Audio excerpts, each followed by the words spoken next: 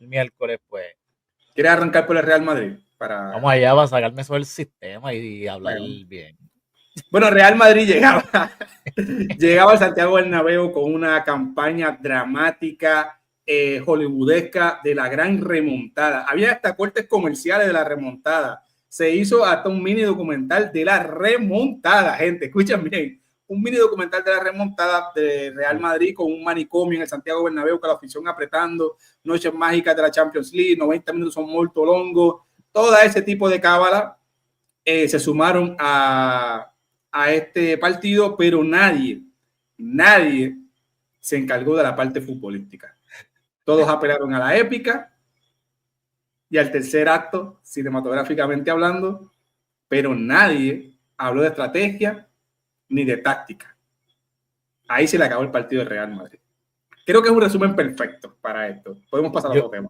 Yo el resumen lo pongo que juegas con fuego tantas Claro, veces claro. que va a llegar la que te va a quemar la mano. Y como yo decía en la previa, y no había por dónde coger la remontada, más allá de que mi corazón, ¿verdad? Tuviera esa Obvio, esperanza, eres hincha. ¿sabes? Tenía esa esperanza de que se diera. Incluso las últimas horas que subí un video, estaba un poco optimista, más optimista de lo que estuve en la previa cuando lo hicimos aquí en la joda del fútbol, pero era Y ahí hablaba tu lado realmente. hincha. Ahí ya hablaba tu lado hincha. Sí, me puse la retro que está aquí atrás, me puse, bueno, estaba yo invocando las épocas mágicas. Cámara, todo. No Sí, te sí, acuerdas pero es que futbolísticamente hablando, yo lo dije y tú lo explicaste también muy bien, no había por dónde cogerlo. El Arsenal no había recibido más de 3 goles, más de 2 goles desde hace yo no sé cuántos partidos. El Madrid nunca le había ganado al Arsenal. La última vez que el Madrid llegó con una desventaja de 3 goles al Santiago Bernabéu, teniendo los jugadores que tenían, no logró remontar. En aquella época Cristiano Ronaldo, por ejemplo, Sergio Ramos, no logró remontar. Y entonces, si nos dejábamos llevar por cómo estaba haciendo el Real Madrid, como dije en la previa, para no ser tan repetitivo, no había por dónde agarrarse a esto. Entonces, encima de todo lo que ya sabíamos, todos los condimentos que ya sabíamos de la previa, se iba a sumar que el Real Madrid como plantilla no estaba en su mejor momento. Los jugadores que plantea Carlo Ancelotti, el esquema que plantea Carlo Ancelotti, pues no es el adecuado para entonces afrontar o por lo menos engancharse a la mítica, a lo mágico, a las noches mágicas. Eso no existía, de verdad. Probablemente existió más en la fanaticada que en los mismos jugadores. Y Sí, nunca existió, nunca existió. para mí me quito una carga. Por eso fue que dije esto, hoy me siento más aliviado que al principio, porque esto era algo que se veía venir desde las primeras fechas. Recuerdo la primera fecha de la Champions, de la liguilla, fue un Real Madrid-Stuttgart en el Santiago Bernabéu, y eso fue un Sí, partido horrible. Luego recibimos al Borussia Dortmund y tuvimos que remontar una cosa de hecho, épica. si hubiesen pitado ese penal al Stuttgart Ujú. y lo hubieran convertido, porque obviamente hay que convertirlo, mira lo Claro, que pasó claro, con Bukayo Saka, exacto, el Madrid no se hubiese clasificado a la literal. liguilla. Literal. Y si no le hubiese entrado el caguelo a Nuri Sahin como entrenador del Borussia Dortmund en ese entonces, al principio de temporada, que hace todas las rotaciones luego de estar ganando 2 a Le 0. pone la alfombra roja inexplicablemente al Real Madrid. Y viene esta remontada de Vinicius, que ha sido la mejor versión de Vinicius en toda la temporada. Fue ese partido contra el Borussia Dortmund. Bueno, una locura, pero es que ya te decía desde el Era principio de previo temporada. al Balón de Oro. Porque esto hay que ponerlo en Ese contexto. partido fue, yo dije, no, este hombre ganó el Balón de Oro, olvídate. Claro, yo también lo Olvídate. decía, aunque no era mi candidato, pero también lo decía. Dice el Sí, profe, sí. eso es lo que envidio del barcelonista del Madrid, que tiene un equipo de marketing a otro nivel y algo que nosotros debemos mejorar. Somos pésimos en ese tema. Claro, también tampoco, ¿cómo decir esto? Es que no podemos hacer eso porque ¿en qué no nos agarramos para decir eso? El Madrid tiene de dónde agarrarse, ¿sabes? Sí, pero El Madrid te la vende en cuestión, como dicen, venden que el Bernabéu iba a ser un manicomio. Todo el mundo sabe que es de las peores aficiones de Europa, lo ¿sabes? es, lo es, lo es. ¿Sabe? El Mira, mira Madrid el mosaico quedó fatal. El no, mosaico claro, todo fatal. el mundo sabe que ese estadio sí pesa por lo que ha sucedido allí, pero no por su afición. Has tenido los últimos 6 años remontadas increíbles en el Bernabéu, ¿sabes? Remontadas que son inexplicables desde lo futbolístico. Yeah. Ha pasado muchas cosas, ¿no? En el Bernabéu, esa es la realidad. Y como tú dices, 2 de las últimas Champions que ganaron no les tocaban al Real No Madrid, nos fueron tocaban. hazañas épicas, o sea, fueron hazañas épicas que desde lo futbolístico no se puede explicar, porque fueron inferiores a la mayoría de sus rivales. pero sí tenían algo, una casta, una mística, como se venden, que les hizo pasar adelante. El Barcelona no tiene eso, ¿sabes? Ahora, No algo, comprarlo. algo para aclararle al profe. Sí, el Real Madrid que todos conocemos es de marketing de los Galácticos, esto, lo otro, pero eso solamente ha Parte de existido su con, esencia. eso siempre ha existido con Florentino. Antes de Florentino no estaba eso. Se va Florentino y como que cae un poco todo eso de traer grandes estrellas, grandes Sí. talentos. Vuelve el Florentino y ahí es que vuelve nuevamente a traer esos grandes nombres. O Más sea, talento local, sí, sí, sí, es la realidad. Florentino es el que le ha jugadores dado ese. en la selección, estaban en el Madrid. Di Stéfano lo intentó, obviamente, pero esos tiempos era más difícil porque había muchas leyes en las cuales te decía que eran ciertas cantidades de jugadores extranjeros por equipo, pero una vez ya en la época de Florentino, a principios de los 2000, cuando entra Florentino, entra con esta nueva gama, con este nuevo estilo del Madrid, y ahí es que se crea esta nueva historia de Bueno, grandes talentos, del ¿entiendes? Porque marketing. Florentino siempre va a pensar que esto es una empresa. Él es un empresario, exactamente. Esto es una empresa, ACS ¿sabes? es la compañía más importante del mundo en construcción. Como dicen los culés, son dueños de relato y eso es una realidad. Para bien o para mal es una realidad, son dueños de relato para lo bueno como para lo malo. Volviendo a lo futbolístico, que mira para allá, nos fuimos hasta lo extradeportivo. Mano, yo viendo el partido, obviamente lo vi repetido, no lo pude ver en vivo. Y obviamente pues lo vi un poco más con calma, ¿no? Porque ya conocía el resultado. Cuando yo miro el partido, lo que se trasladó en extradeportivo, como bien decíamos con el profe, se le metió a los futbolistas. ¿Por qué? Tú veías fotos en Instagram de los futbolistas, las remontadas. Mañana nos vemos. En Madrid, es grande, aquello. Que no tenían Todo. otra ellos, porque futbolísticamente no tenían nada que aportar. Ellos Claro. tenían que ir a esa línea, sí. Y cuando arranca el partido, tú no encuentras nada, futbolísticamente hablando. Todo es empuje, todo es garra entre comillas, porque el Arsenal nunca estuvo incómodo en el partido. Y todo era acciones excesivamente individuales de los dos atacantes de arriba. Carreras sin sentido. Conducciones contra tres. Conducciones sin sentido. Remates sin sentido. Buscando la épica, apelando a la épica, porque eso es lo que se estaba apelando. Y yo no concuerdo cuando la gente o los analistas dicen, no, el Madrid le puso garra y corazón. Mentira. Mentira el diablo, como dice mi familia. No, ¿sabes? Se apeló a otra cosa. Se apeló a buscar la épica y buscar la gloria individual. Basada en la épica de Real Madrid como empresa y como ¿verdad? Como históricamente se ha venido vendiendo esta cuestión de la remontada. Mira, pero eso se resume en la primera jugada que tiene Real Madrid de cara al arco, que la tiene Vinicius. Saludo a Gregory que está por ahí conectado. La primera jugada que tiene Vinicius de cara al arco creo que es en el minuto 2 o 3. Una jugada espectacular. Mbappé sabe que no se la van a pasar y Mbappé no le importa quedar fuera de juego, que después el balón termina cayendo con él y él le empuja, pero está fuera de juego. Pero mentalmente él dice, yo me desentiendo la jugada porque esta va a empezar él y la va a terminar él. No va a llegar el balón. Y así pasó después con Mbappé. 2 contra 1 está Vinicius. Literal.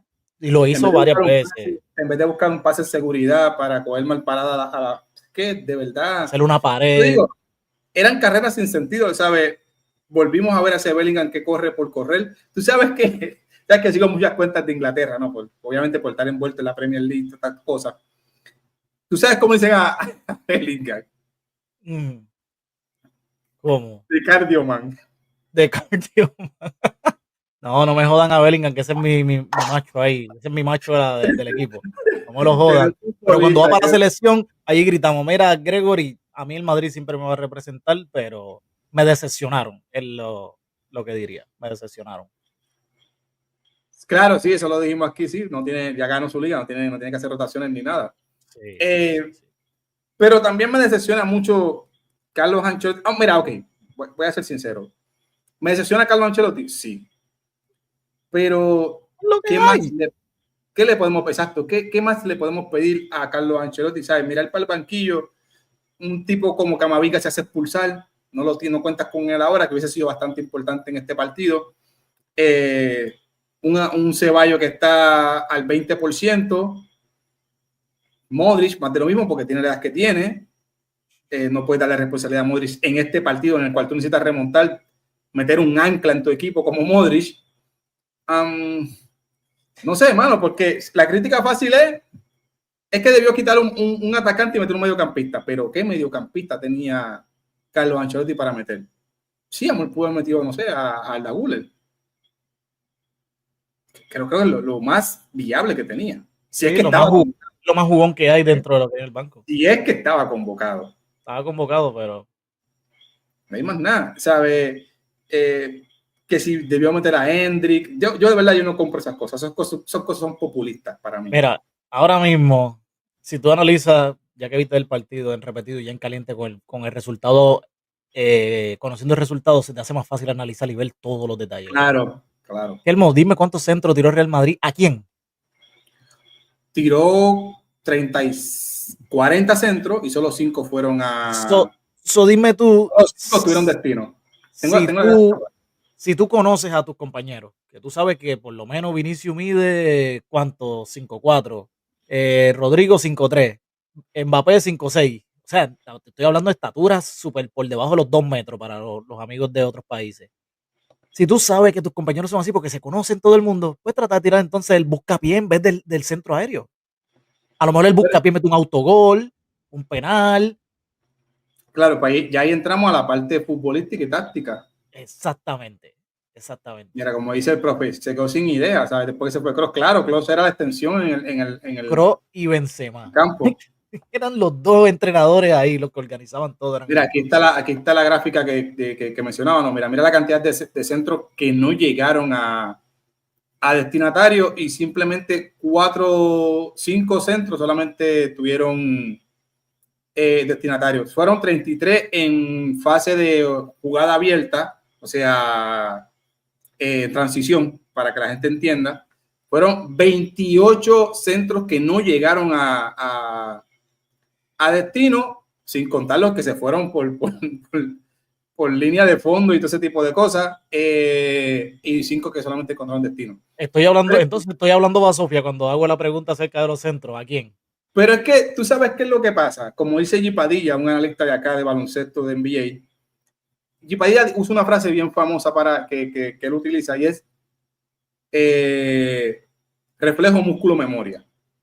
Eso es cuando ya el jugador tiene en su programación automatizado una idea, sí. O una ejecución, ¿no? En este caso una ejecución. Esto ya pasaba con Zidane. Esto pasaba con Zidane. Claro, maquillabas un poco porque tenías ahí a Sergio Ramos, tenía Benzema, en algún caso Cristiano Ronaldo, que eran jugadores que iban bien de cabeza y qué sé yo. Pero cuando se va Cristiano, empieza, ¿verdad? Ya Ramos no es suficiente, empiezas a tener un problema porque Benzema no juega dentro del área. Exacto. Y la mayoría del centro eran centro a la olla, centro a la olla, centro a la olla. Cuando llegas a este punto de la temporada en el que necesitas algo más que un gestor, como es Carlo Ancelotti, ahí es donde la idea se pierde. Y los jugadores están solos entre el rectángulo, Mr. Dávila. Y los jugadores, como nunca han tenido una idea en su ¿cómo diríamos? En su código, pues apelan a lo que ya, claro, apelan a lo que ya conocen. ¿Qué es lo que ya conocen? El centro. Porque la vieja confiable. Claro, puede aparecer un autogol, puede aparecer algo y apelan a la épica, apelan a esa mística que, esto nada más le pasa al Madrid. Por eso digo, se transmitió lo que pasaba afuera, se le transmitió a los jugadores y jugaron con eso. ¿Sabes? No, de verdad, muy lamentable, de verdad, muy lamentable. No, y algo que sí,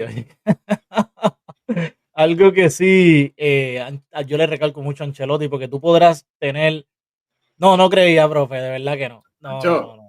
Había que meter 4 goles. No, yo no creía en eso.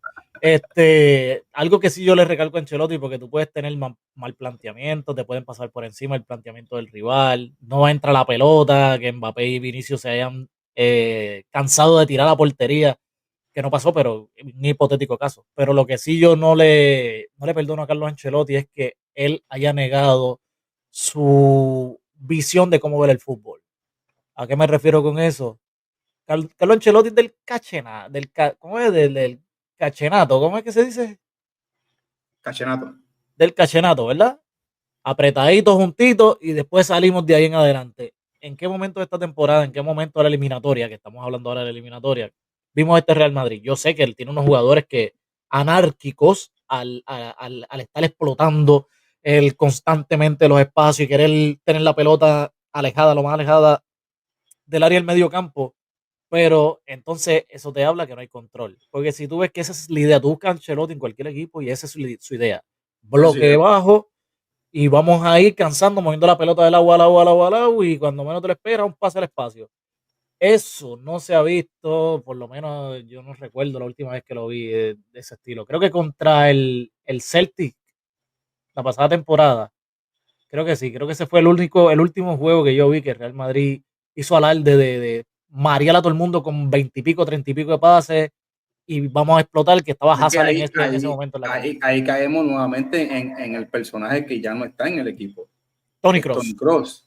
Y si le sumas a eso que ya Modric no está presente en este equipo, pues se te juntó el hambre y la miseria, porque quien podía hacer eso era Toni Kroos, que era el que te organizaba el equipo, te manejaba los tiempos, decidía cuándo acelerar y cuándo pausar, decidía cuándo había un pase de seguridad, cuándo jugar atrás, cuándo jugar adelante. Porque recordemos muchas veces cuántas veces no le dijo Toni Kroos a Vinicius, tira el desmarque y el balón le llegaba a Vinicius. Sí, sí. O sea, se hizo eso muy famoso, ¿no? Entre Toni Kroos y Vinicius. De hecho, las mejores 2 temporadas de Vinicius son saliendo de los pies de Toni Kroos. ¿Sabes? La que vence más el Balón de Oro es un temporadón de Vinicius. Y casi nadie habla de ella. Y la última de Balón de Oro. Todas salen de los pies de Toni Kroos. La anterior, que es cuando ya Vinicius empieza a dar los destellos, que fue cuando Real Madrid pierde con el Chelsea. Yo recuerdo la eliminatoria contra el Liverpool, que se jugaba todavía en Valdebeba, que Toni Kroos le hace un clase de pase, el mismo que le hizo saludo a la directora Kaira, que está ahí conectada. Toni Kroos le hace un pase a Vinicius, creo que es una réplica del que le hizo con el Bayern de Múnich la pasada temporada, contra el Liverpool, que Vinicius lo controla, un gol espectacular. Ya ahí ya estábamos bien, yo creo que fue el nacimiento de esa dupla de mediocampista, ese delantero explosivo que atacaba el espacio, claro, y que en ese momento era sorpresa porque nadie conocía esas virtudes de Vinicius. Y por eso también tarda su tiempo en explotar y tener sus buenos momentos, a lo que las defensas se ajustan. Luego vemos que las defensas se han ajustado a eso que él ya llevaba por 2, 3 años haciéndolo, y ya tú ves que ahora hay un plan de trabajo para eso y ya no se explota igual. Y a falta de Toni Kroos, obviamente. Por eso yo siempre le decía a mi compadre, no, no es lo mismo recibir en ventaja que recibir sin ventaja. Porque girarte y encarar no es lo mismo. Esos son Lukaku, esos son esa gente. Que encarar con el defensa ya contrapié, ¿sabes? Ahora a Vinicius le cuesta más, obviamente, porque Mbappé también le tapa los espacios donde se movía Vinicius, porque eso también hay que decirlo, ¿sabes? Esta problemática de Mbappé y Vinicius existe. Que las queramos tapar con una mano, pues bueno, está bien, tápenla. El que no quiera hablar de ella, pues que no hable. Pero es real, existe. Es muy cierto. O sea, se pisan las mismas áreas. Cuando tú miras un mapa de calor de los partidos del Madrid, Mbappé pisa la misma área que pisa Vinicius. Que a veces no está en discusión. Si le sumas que ya no tienes a la persona que siempre te ponía en ventaja, a la persona que te hacía lucir mejor, pues obviamente no te encuentras dentro del campo, todo va mal, la presión del Balón de Oro, ¿sabes? Todo se está sumando y hay un caos increíble. Un tema que también quiero hablar, más allá de lo que hizo Mikel Arteta, ¿no? Porque Mikel Arteta hizo un gran partido y una idea muy inteligente, ¿sabes? Le entregó el balón al Real Madrid sabiendo que el Madrid no tiene generación de juego. ¿Sabes? Para mí, una estrategia bastante... Le pasó, no sé si ustedes se acuerdan, cuando Xavi le dio el balón al Real Madrid en aquella eliminatoria de Copa en el Bernabéu. Que se acabó el 0-1. El 0-1 y el Barça se dedicó a defender y el Madrid no sabía qué hacer con la pelota. Pasó lo mismo en este partido. Sí. Exactamente lo mismo. No tiene quien saludo, el juego. Saludo a Ambition for Succeeding, que por lo que se ve ya está proponiendo una final Inter-PSG. Por lo que se ve. Podría darse, ya mismo llegamos ahí, podría darse. Yo espero que no. Bueno, y si usted es nuevo, no se ha suscrito, haga lo que esté el momento. Like y suscripción, por favor. Suscríbase. Este era el banner que te había puesto, ¿ves? Siempre dejo los banners, nunca los pongo. Para ir cerrando un poco con el Real Madrid, porque en verdad no hay mucho que analizar. Yo creo que ya lo analizamos todo, a ver, la previa. En la previa, yo creo que todo lo que dijimos en la previa terminó pasando, no por darnos golpes de pecho, pero terminó pasando. Algo que sí me resulta curioso para hacer un equipo de Carlo Ancelotti, los conceptos defensivos de este equipo, mano, como tú siempre dices, no sé qué se está practicando, no sé qué se está trabajando en las prácticas, perdón. ¿Qué está pasando, mano? ¿Cómo un equipo de primer nivel y siendo el Real Madrid, cómo un jugador de Real Madrid está tan perdido en el campo? Gracias. ¿Sabes? Porque es fácil decir, no, es que Lucas Vázquez, que sí que está bien, Lucas Vázquez es un palcho. Y echarle la culpa a Lucas Vázquez es lo fácil, pero la cantidad de errores conceptuales defensivos de Real Madrid es su talón de Aquiles. O sea, la jugada del gol de Bukayo Saka, yo quisiera que la gente la viera. ¿Sabes? Todo está mal en esa jugada. Todo. Es el gol, no, es el segundo, el de Martinelli, que Fran García, Dios mío, señor. No, es otra locura más. Pero todo en el primer gol de Bukayo Saka, todo está mal. Todo está mal. Lo primero es que Merino le gana de cabeza a Fran García y a Rüdiger, a los dos a la vez. Ahí se genera un desajuste. Bukayo recibe el balón con tiempo y espacio. No encara a Rüdiger porque va a perder. Inteligentemente retiene, espera a Odegaard, toca con Odegaard. Bukayo Saka ve el espacio. Sí.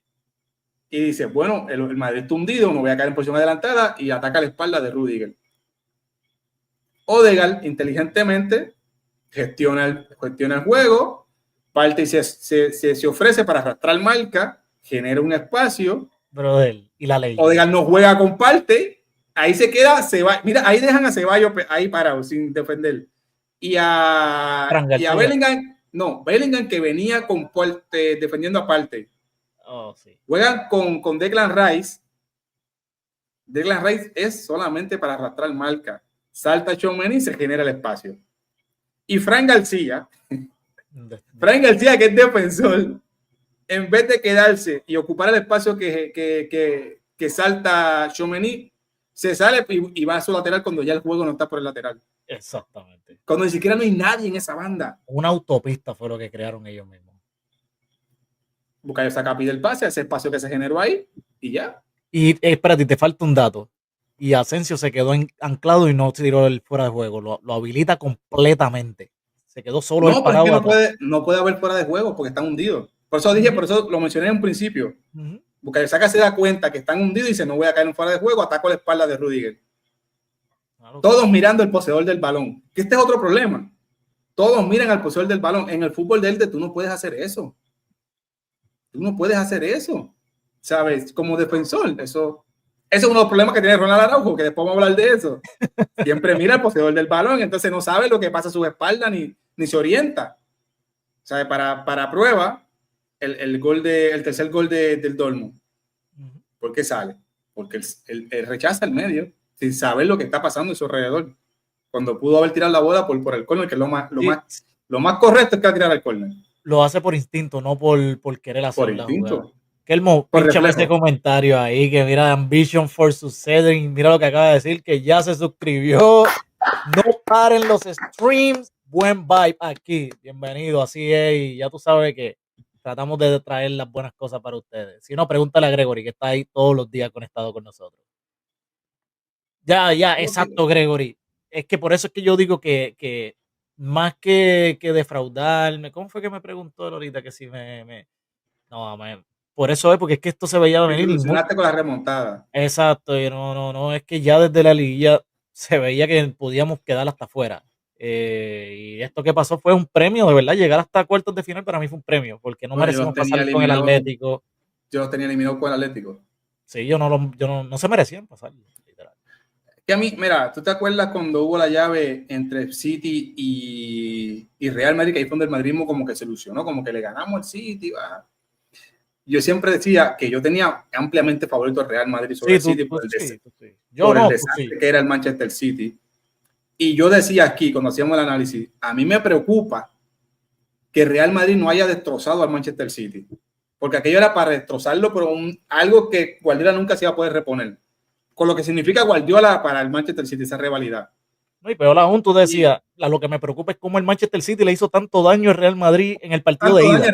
Madrid, eso es lo que Sí, yo sí, decía. sí. Un equipo que era un desastre. Sí, sí, sí. ¿Cómo le generó tanto problema al Real Madrid? Yo decía, porque esto no Un debe equipo pasar. sin alma, porque el City estaba sin alma No desde hace debe tiempo. pasar. ¿Sabes? Esto no debe pasar. Y yo decía, esto a mí me preocupa. De hecho, yo lo daba eliminado contra el Atlético de Madrid. Y decía, este equipo se va a quedar con el Atlético de Madrid. De hecho, yo di favorito al Atlético de Madrid, no sé si te acuerdas. Y al final terminas pasando por el doble El toque, doble paso, el doble paso. con el doble paso, exacto, ¿sabes? Pero Para los que nada, no saben el detalle del doble paso, en Puerto Rico hay un ritmo que se llama el doble paso y por eso nosotros no decimos el doble toque, sino el doble paso. Para los amigos de otros países.